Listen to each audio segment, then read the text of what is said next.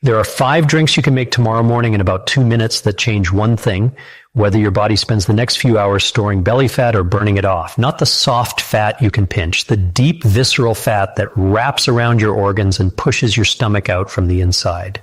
Now here's the truth you won't hear from fitness influencers. No drink melts fat. If a video promises that, close it.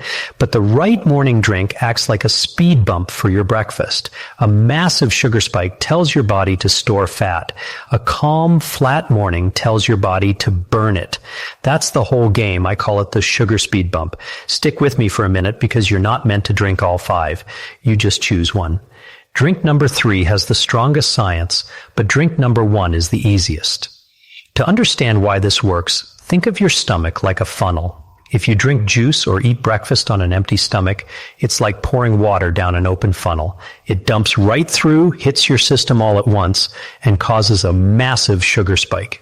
Your body instantly goes into fat storage mode, but if you take one of these drinks first, it's like putting a barrier in that funnel. The exact same breakfast goes in, but now it's forced to drip through slowly, bit by bit. Because it arrives in a steady stream, your body has time to actually burn it for energy instead of panicking and storing it as stubborn belly fat. That slow drip is exactly what these 5 drinks do. Let's start with number 1. Drink number 1 is psyllium husk. And I'm starting here because it's the cheapest, simplest thing on this whole list. 1 teaspoon stir drink done. Psyllium husk is just a fiber. You buy it in a tub for a few dollars and it lasts you months. But watch what it does when you stir it into water and drink it. It turns into a soft gel in your stomach. That gel is the barrier in the funnel. That's your sugar speed bump. So now when your breakfast lands on top of it, the sugar can't dump straight through into your blood. It's forced to drip through that gel slowly. Same breakfast, same toast, same bowl of oatmeal, but now it arrives in a slow trickle instead of a flood, and your body gets the calm, flat morning instead of the spike. And this isn't just a nice idea. In one big review back in 2023, researchers pulled together 19 separate trials, more than 4,000 people, and the folks taking psyllium had lower fasting blood sugar and better insulin resistance. In plain English, their bodies handled sugar better and stored less of it. And in a separate trial, around 6 grams a day actually pulled fat off the belly specifically from a fiber, not a drug. Now, the question I get about psyllium more than any other is when to drink it. And this part matters, so stay with me. You drink it 10 to 15 minutes before you eat, not with your food. Remember the funnel. The gel has to already be sitting there, formed and waiting, before breakfast shows up. Drink it with your meal, and you've missed the window. Here's how to make it. 1 TSP, that's about 5 G, into a big glass of water, at least 12 ahs. Stir it and drink it down right away the second you've mixed it because it thickens fast. Then drink another glass of plain water on top of it. I mean that. If you sip it slow, it turns to sludge. Drink it quick. Chase it with water. One more thing. If you're not used to fiber, stay at that 1 TSP for the first week. A little bloating at the start is normal. Your gut's just adjusting. Build up slow. And if you've got a gut condition like IBS or Crohn's, check with your doctor before you start this one. For everybody else, this is the easiest win on the list. So that's drink 1. Real quick, before I give you drink 2, if this is actually making sense so far, do me one small favor and tap that like button. It genuinely helps me get this in front of more people who need it. And while you're down there, tell me in the comments which of these you already drink in the morning. I read every single one, and I'm curious what you're all starting your day with. All right, drink 2. Drink number 2 is a chia seed drink, and it works on the exact same principle you just learned. So, I'll keep this one quick. Chia is another soluble fiber. You put it in water, and about 20 minutes later it turns into a thick pudding. Same gel, same speed bump in the funnel, same slow drip when your breakfast arrives. You've got the mechanism now, so I won't walk you through it again. But chia brings 2 things psyllium doesn't: protein and omega-3 fats, the good fats for your heart and your brain. So you're flattening the spike and getting real nutrition in the same glass. That's the bonus. On the numbers, chia has been shown to cut the blood sugar spike from a meal by around 22 to 30%. That's roughly a quarter of your spike gone just from drinking this first. Now, I'll be honest with you because I promised you the truth. People online love to call chia an appetite killer, like it shuts your hunger off. The research on that is pretty soft, so I'm not going to oversell it. It'll flatten your spike and feed you well. It is not a magic switch for hunger. Anybody telling you different is selling something. To make it, 1 TBSP of chia, about 12 G, in 8 to 10 Ahs of water. Stir it 30 seconds, let it sit 5 minutes, then give it another stir so it doesn't clump. Squeeze a little lemon in if you like. Same rule as the psyllium. If you're new to fiber, start small and build up. That's drink 2. Now drink number 3. This is the one I told you has the strongest science of all 5, specifically for that deep visceral fat. And it's probably the most surprising one on the list. Drink 3 is matcha. Now you might be thinking, isn't that just green tea? Sort of. But here's the difference, and it's a big one. With regular green tea, you steep the leaves in hot water and then throw the leaves away. With matcha, the whole leaf is ground into a powder and you drink the whole thing. So you get a far stronger dose of the good stuff. And the good stuff has a name. It's a compound called EGCG. That's the active ingredient doing the work. And this is why matcha earns its spot on a visceral fat video specifically. Most fat loss claims are about your total weight on the scale. This one's different. In a 12-week study, adults carrying a lot of visceral fat drank a drink rich in this compound, and they actually measured a drop in the fat around their organs. The group that didn't drink it saw nothing. They watched organ fat come down from a cup of tea. That's not nothing. Now, true to my promise, here's the honest part. Not every study agrees on matcha, and the ones that worked used a real dose of this compound, more than 1 weak little cup, and that is exactly why matcha is the smart way to drink your green tea, because you're drinking the whole leaf, powdered and concentrated. You get a dose that actually matters instead of the watered down version.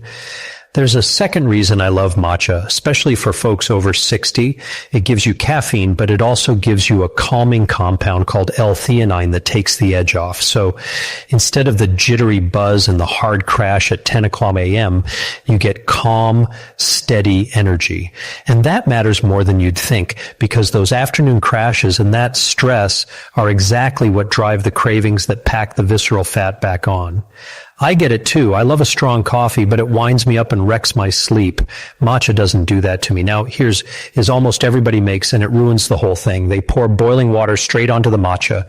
Don't. Boiling water makes it bitter and it damages the very compound you're drinking it for. Let your kettle cool a minute or two after it boils.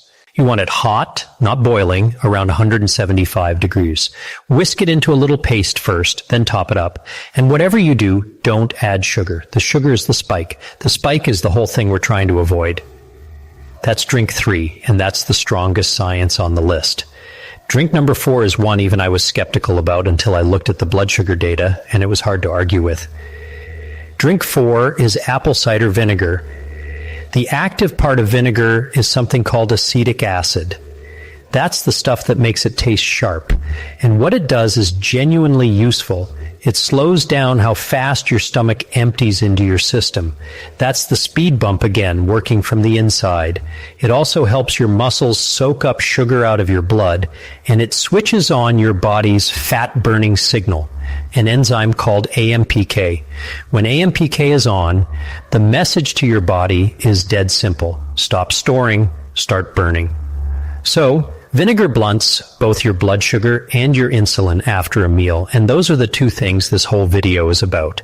And here's my honest take, like I promised.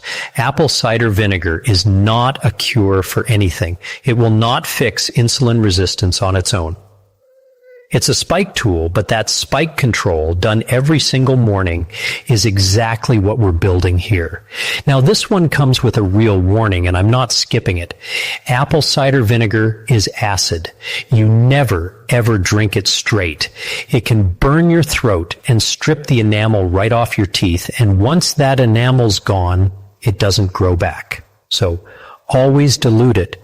1 TBSP in a large glass of water, around 250 milliliters. Dilution is not optional. Drink it through a straw to keep it off your teeth and don't brush right after. And if you've got a history of acid reflux or stomach ulcers, skip this one completely. You've got 4 others. No problem. That's drink 4. Drink number 5 is going to surprise you the most, and I already drink this one every single morning. Drink 5 is black coffee. Yeah, coffee on a fat loss list. You probably expected me to tell you coffee's the problem. It isn't. And everybody gives the credit to caffeine, but for visceral fat, the caffeine isn't really what's doing it. It's a compound called chlorogenic acid, and coffee is one of the richest sources of it on the planet. And the evidence here is strong enough that I want you to actually hear it. They took 150 overweight adults. One group drank coffee high in this chlorogenic acid. The other drank coffee low in it. Same coffee otherwise. 12 weeks later, the high group had less visceral fat, a smaller waist, and a lower body weight. Same drink. The only real difference was that one compound. And it does the same 2 jobs as everything else on this list. It slows sugar getting into your blood. That's the speed bump. And it switches on that same AMPK fat-burning signal I just told you about with the vinegar. So coffee belongs here for the exact same reason as the other 4. But, and this is a big but, it only works if you don't wreck it. It has to be black.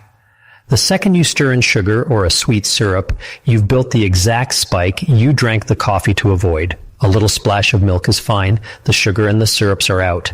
Get as close to black as you can. 2 more things. Don't make coffee the first thing you do when your eyes open. Your body's own stress hormone, cortisol, is already running high for the first half hour after you wake up. You don't need to dump caffeine on top of that. Wait 30 to 60 minutes. And if you're sensitive to caffeine, decaf still has the chlorogenic acid in it. You still get the benefit where after. That's all 5. Now here's the part I promised you at the start, because nobody is actually drinking 5 drinks before breakfast, and you don't need to. You don't need 5 drinks. You need 1 speed bump. So, here's what a real morning looks like. When you wake up, drink a plain glass of water first. Just rehydrate. Then before breakfast, pick your speed bump, your psyllium or your chia 10 to 15 minutes ahead so the gel is formed and waiting when the food lands. Then with your breakfast, have your warm drink, your matcha or your black coffee. And if you're using the apple cider vinegar, it goes alongside that first meal. Never on an empty stomach. That's it. Water, then a fiber gel before food, then a warm drink with food. You're not juggling 5 drinks. You're putting 1 speed bump in front of your breakfast. And remember what I told you up top. None of these are magic. I meant that. What they do is keep your morning flat and calm instead of spiking. And a flat, calm morning is a morning your body spends burning that deep fat instead of storing more of it. Do that one small thing every morning, and it adds up quietly, steadily, in exactly the direction you want. So, don't try to do all of it. Just pick one tomorrow morning. The cheapest one, the psyllium, or the one you're already making, the black coffee. Put the speed bump in front of your breakfast and let your body do the rest. And if you got something out of this, here's the one thing I'll ask. Hit subscribe, because I make these for people who actually want the truth and not the hype.